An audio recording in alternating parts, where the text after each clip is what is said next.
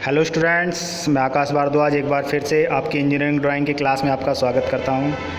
आज हमारा जो टॉपिक है ये कनेक्शन लगभग सभी स्टूडेंट्स को आना चाहिए और लगभग हर एग्ज़ाम में कंपलसरी सा समझ लीजिए आता ही आता है। बहुत ही आसान है, बहुत ही सिंपल है और डायग्राम आपको आ जाएगा एग्ज़ाम में बनाने के लिए, तो आपके 10 नंबर पक्के ही हैं। ये देखिए स्टेयर केस वायरिंग आप स्क्रीन पर देख रहे हैं, स्टेयर केस वायरिंग का डायग्राम है और प्रॉपर बनाकर दिखाया गया है। मैं आपको समझा देता हूँ थोड़ा सा।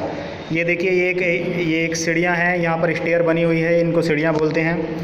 तो एक डोर नीचे दिया गया है, इन सीढ़ियों के एक डोर ऊपर की तरफ दिया गया है, जैसा कि कॉमन हाउसेस में होता है। तो इस प्रकार अब हम वायरिंग देखेंगे। ये तो नॉर्मल चीज़ें थी जो सभी के घरों में होती हैं, जीना बना होता है और ऊपर एक डोर होता है और एक नीचे डोर होता है, तो कॉमन चीज़ें हैं। फिर अब हम वायरिंग को समझेंगे।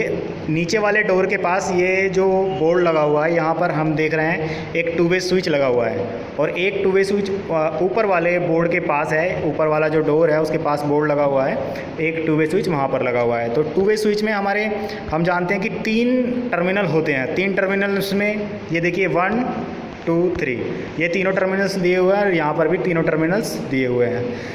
अब हम क्या करेंगे कि कनेक्शन करते हैं। जैसा कि आप जानते हैं इलेक्ट्रिसिटी जो सिंगल फेस की सप्लाई लाइन होती है, तो उसमें हम नॉर्मली फेस और